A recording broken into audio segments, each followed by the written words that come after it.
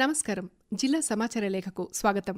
వేసవి సమీపిస్తున్న నేపథ్యంలో జిల్లాలో తాగునీటి ఇబ్బందులు లేకుండా తగిన చర్యలు తీసుకోవాలని నిర్మల్ జిల్లా కలెక్టర్ అభిలాష్ అభినవ్ అధికారులను ఆదేశించారు. గుట్ట ప్రాంతాల్లో తాగునీటి ఎద్దడి ఏర్పడితే ట్యాంకర్ల ద్వారా నీటిని ప్రజలకు సరఫరా చేయాలని సూచించారు. మున్సిపాలిటీ, గ్రామీణ ప్రాంతాల్లో పైపులకు, బోరుబావులకు మరమ్మతులు చేసి తాగునీటికి ఇబ్బందులు కలగకుండా తగు చర్యలు చేపట్టాలన్నారు. నిర్మల్ కొయ్యబొమ్మల తయారీకి ఉపయోగించే పొనికి చెట్ల సంఖ్య క్రమంగా తగ్గుతోంది. ఈ నేపథ్యంలో జిల్లా గ్రామీణ అభివృద్ధి అధికారి విజయలక్ష్మి ఉత్తరాఖండ్ రాష్ట్రం నుంచి ఈ పొనికి మొక్కల్ని తీసుకొచ్చి నిర్మల్ జిల్లాలో 4 చోట్ల ఈ వనాలను పెంచారు. వీటి ద్వారా భవిష్యత్తులో నిర్మల్ కొయ్యబొమ్మల తయారీకి అవసరమైన పొనికి కర్ర తగినంత లభిస్తుందని కళాకారులు హర్షం వ్యక్తం చేస్తున్నారు. ప్రజలకు ఉత్తమ ఆరోగ్య సేవలు అందించిన 4 ప్రాథమిక ఆరోగ్య కేంద్రాలకు జాతీయ నాణ్యతా ప్రమాణాల సర్టిఫికెట్ లభించినట్లు జిల్లా కలెక్టర్ అభిలాష్ అభినవ్ తెలిపారు.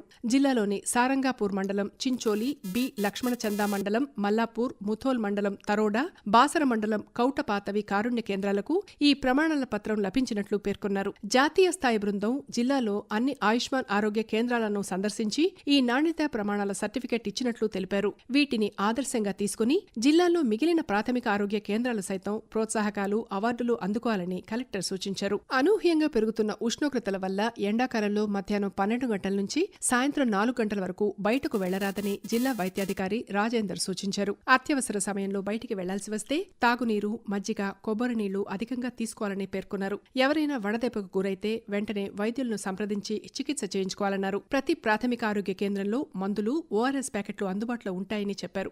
ఎన్నో ఏళ్లుగా పోలీస్ స్టేషన్కే పరిమితమై విధులు నిర్వహిస్తున్న మహిళా కానిస్టేబుళ్లకు బయట విధులను సైతం పోలీస్ సూపరింటెండెంట్ జానకి షర్మిల అప్పగించారు. వీరు వారంలో ఒకరోజు సంబంధిత పోలీస్ స్టేషన్ పరిధిలో పెట్రోలింగ్, డయల్ 100, వాహనాల తనిఖీలు తదితర విధులు నిర్వహించనున్నారు. ప్రభుత్వ నిబంధనలు పాటించని రైస్ మిల్లులపై కఠిన చర్యలు చేపట్టినట్లు జిల్లా అదనపు కలెక్టర్ కిషోర్ కుమార్ తెలిపారు. నిర్దిష్ట గడువులోగా ధాన్యం ప్రభుత్వానికి అందించని రైస్ మిల్లర్లకు చెందిన ధాన్యం మిల్లుల్లో అధికారులు తనిఖీలు చేపట్టారని వెల్లడించారు. ఈ తనిఖీల్లో ధాన్యం నిల్వలో తేడాలు ఉన్న 9 రైస్ మిల్లులను జప్తు చేసి కేసులు నమోదు చేసినట్లు కలెక్టర్ చెప్పారు. ధాన్యానికి సంబంధించి 38 కోట్ల రూపాయల విలువైన సీఎంఆర్ ధాన్యాన్ని స్వాధీనం చేసుకుని రైస్ మిల్లు యజమానులకు సంబంధించిన 20 ఎకరాల భూములను బ్లాక్ చేసినట్లు తెలిపారు. ప్రభుత్వానికి ధాన్యం బకాయి ఉన్న రైస్ మిల్లర్లపై కఠిన చర్యలు ఉంటాయని ఈ సందర్భంగా అదనపు కలెక్టర్ హెచ్చరించారు. ఎన్నో సంవత్సరాలుగా నిలిచిపోయిన కడెం ప్రాజెక్టు పూడికతీత పనులకు టెండర్ ఖరారైంది. సింహ్యాద్రి కొండలను ఆనుకుని 1958లో 9 గేట్లతో ఈ ప్రాజెక్టును నిర్మించారు. అదే ఏడాది సామర్థ్యానికి మించి వరద రావడంతో ప్రాజెక్టు తెగిపోయింది. అప్పటి ప్రభుత్వం సామర్థ్యం పెంచి మరో 9 గేట్లను ఏర్పాటు చేసి అవుట్ఫ్లో 3 లక్షల క్యూసెక్కులకు పెంచింది. ఈ ప్రాజెక్టు నీటి నిల్వ సామర్థ్యం 700 అడుగులు.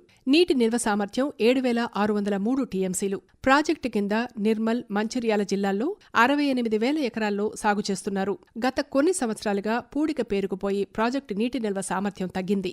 దీంతో ప్రభుత్వం పూడికతీత పనులకు ఆమోదం తెలిపి టెండర్లను ఆహ్వానించింది. టెండర్ దక్కించుకున్న సంస్థ పనులను ప్రారంభించేందుకు సిద్ధమవుతోంది. పూడికను సారవంతమైన మట్టి, ఇసుక, గ్రావెల్ 3 విధాలుగా వేరుచేసి ఇటుక బట్టీలకు, రైతులకు విక్రయించడం ద్వారా ప్రభుత్వానికి 200 కోట్ల రూపాయల మేర ఆదాయం వచ్చే అవకాశం ఉందని సాగునీటి అధికారులు అంచనా వేస్తున్నారు. రబీ సీజన్కు సంబంధించి ధాన్యం కొనుగోలు ప్రక్రియను పకడ్బందీగా నిర్వహించాలని జిల్లా అదనపు కలెక్టర్ కిషోర్ కుమార్ అధికారులను ఆదేశించారు. వేసవి ధాన్యం కొనుగోలు కేంద్రాల నిర్వాహకులతో సన్నాహక సమావేశం ఏర్పాటు చేశారు. ఈ సందర్భంగా అదనపు కలెక్టర్ మాట్లాడుతూ ధాన్యం కొనుగోలు ప్రక్రియలు ఎలాంటి ఇబ్బందులు లేకుండా పూర్తి చేయాలన్నారు. సరిపడినన్ని గన్నీ బస్తాలు, టార్పాలిన్లు, తూకం యంత్రాలు, తేమ నిర్ధారణ యంత్రాలు తదితర పరికరాలన్నీ సిద్ధంగా ఉంచుకోవాలని సూచించారు.